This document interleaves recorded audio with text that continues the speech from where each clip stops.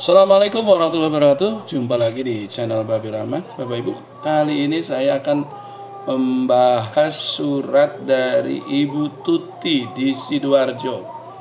Jadi Ibu Tuti ini menyampaikan bahwa dia punya pinjaman di sebuah bank pemerintah 3 digit, bank 3 digit ya hurufnya.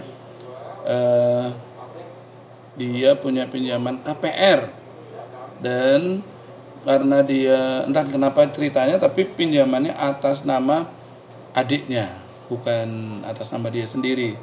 Kemudian karena sesuatu hal sehingga dia tidak bisa mengangsur baru 2 bulan, dan niatnya juga akan dibayar sekitar 2 bulan yang akan datang, akan dilunasi malah katanya, dari menjual aset, karena dia merasa ke depan akan semakin berat untuk mengangsur.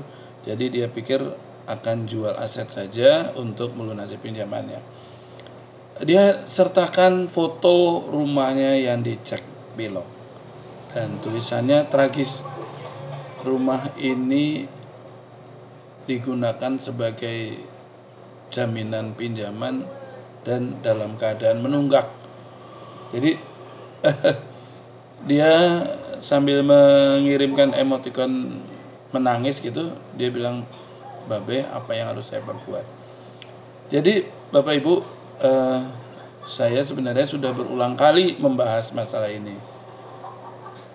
Mungkin karena fenomena banyaknya kredit macet, sehingga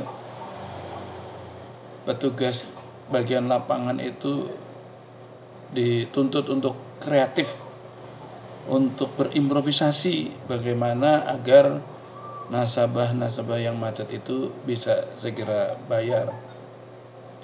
Sehingga sebenarnya saya menganggap ada pergeseran. Jadi bank sekarang full business oriented. Jadi dari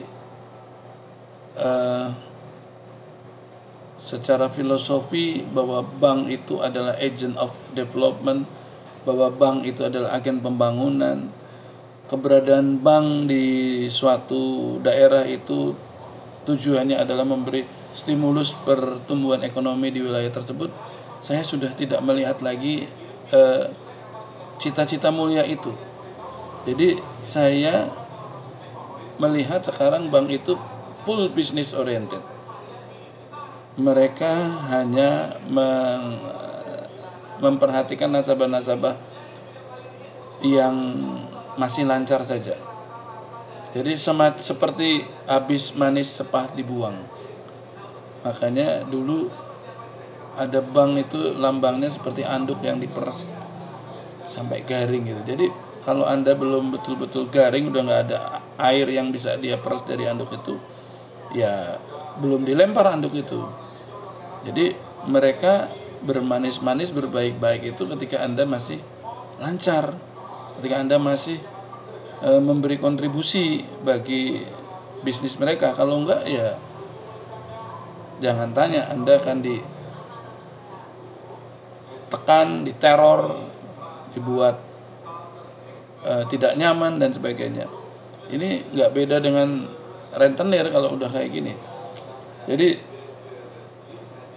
sebenarnya mereka ngechat itu, mereka menganggap bahwa dengan cara seperti itu bisa membuat nasabah macet itu takut dan kemudian membayar.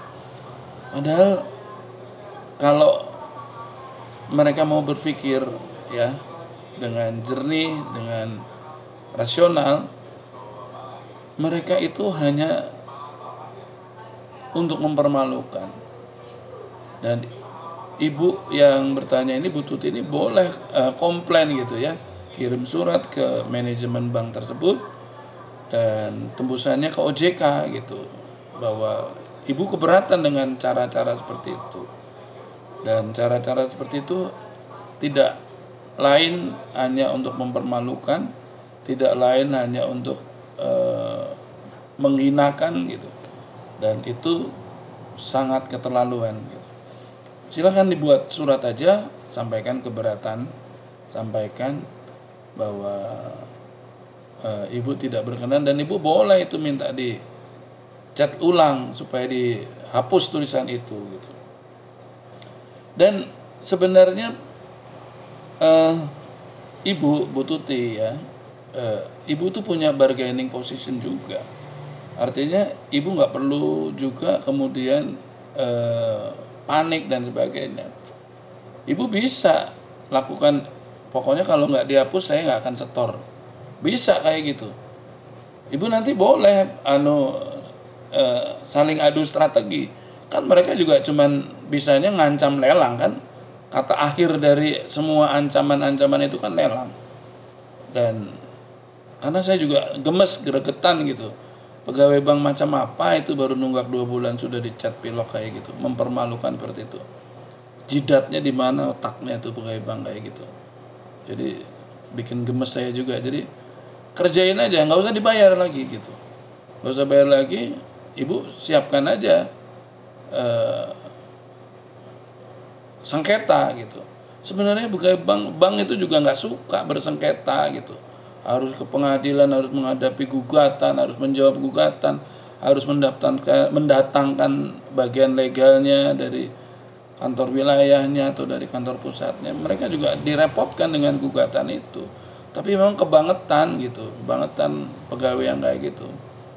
Jadi biasanya mereka itu melakukan kayak gitu tuh berdasar apa istilahnya, test the water. Kalau dia coba di satu tempat dibegitukan, nggak ada komplain, nggak ada keberatan, nggak ada laporan, mereka akan berulang, mereka akan lakukan seperti itu juga di tempat yang lain, dan menjadi kebiasaan turun temurun dari seniornya turun ke juniornya, dan berlanjut seperti itu. Seperti tempo hari yang terjadi di Sumatera Utara, kasusnya sama juga. Jadi rumahnya dicat dengan pilok besar sekali oleh pegawai bank pemerintah juga yang hurufnya 3.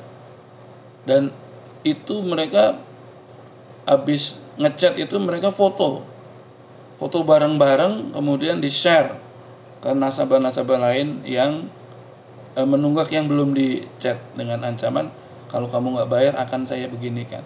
Kan lucu itu. Masa baru nunggak 1 bulan 2 bulan sudah dilakukan seperti itu? Fungsi pembinaannya gimana? Fungsi menelusuri penyebabnya apa, menunggak, kan harusnya yang dilakukan itu. Bukan kemudian main semprot kayak gitu. Harusnya kan mereka turun ke lapangan, cari informasi, minta penjelasan kenapa menunggak, ada kendala apa di usaha ibu, kemudian apa yang bisa saya bantu gitu. Bukan main pilok itu, rentenir itu, otaknya rentenir. Dan saya yakin itu bukan SOP dari manajemen ya. Dan bisa jadi pimpinan juga nggak tahu, itu hanya petugas-petugas di lapangan yang berimprovisasi. Jadi bikin surat ya, Bu Tuti bikin surat keberatan dan dilampiri fotonya gitu, kemudian dikirim juga ke OJK biar menjadi perhatian, dan sampaikan bahwa saya tidak akan mengangsur lagi sebelum rumah saya dikembalikan seperti semula. Begitu ya, semoga bermanfaat Bu Tuti, semoga Allah mudahkan urusan ibu, lancarkan rezeki ibu, segera bisa melunasi utangnya. Terima kasih. Assalamualaikum warahmatullahi wabarakatuh.